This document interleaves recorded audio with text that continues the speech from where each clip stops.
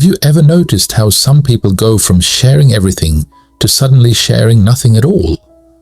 One day they're telling you about their stress, their fights, their fears, and the next day they just say, "I'm fine," and move on. No details, no emotions, just silence. It feels confusing, right? But there's a deep psychological reason behind why people slowly stop sharing their problems. At first, sharing feels natural. When something hurts, talking about it feels like relief. It's like letting air out of a balloon that's about to burst. People believe that if they explain what they're going through, they'll feel lighter. And sometimes it works.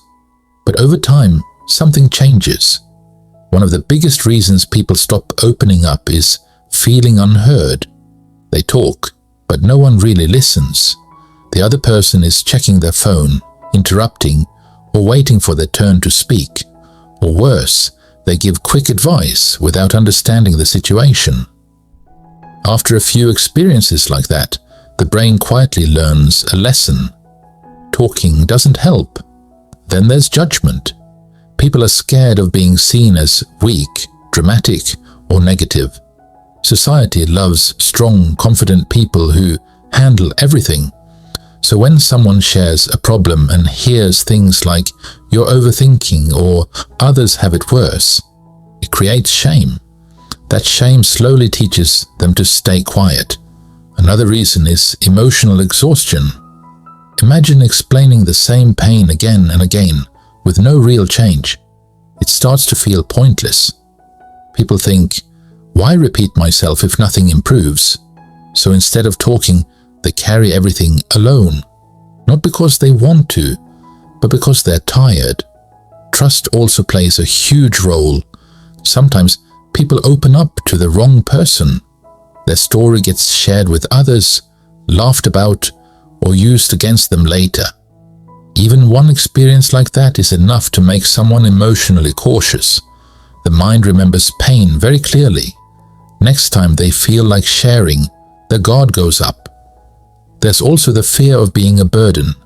Many people stop talking because they don't want to annoy others.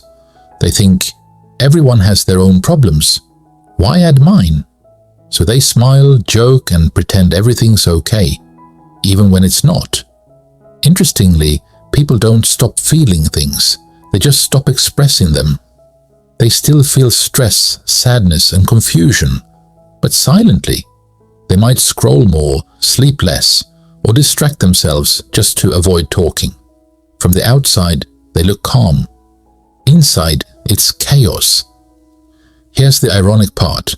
Most people don't want solutions. They don't want advice or lectures. They just want to feel understood. They want someone to say, "That sounds hard," and mean it. When that kind of safe space is missing, silence feels safer than honesty. Sometimes the happiest looking people are the ones who stopped sharing a long time ago. They learned how to function, not how to heal. And that's a big difference.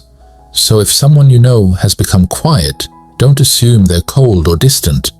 They might just be protecting themselves. And if you're the one who stopped sharing, remember this: your feelings aren't too much. You just haven't met the right listener yet.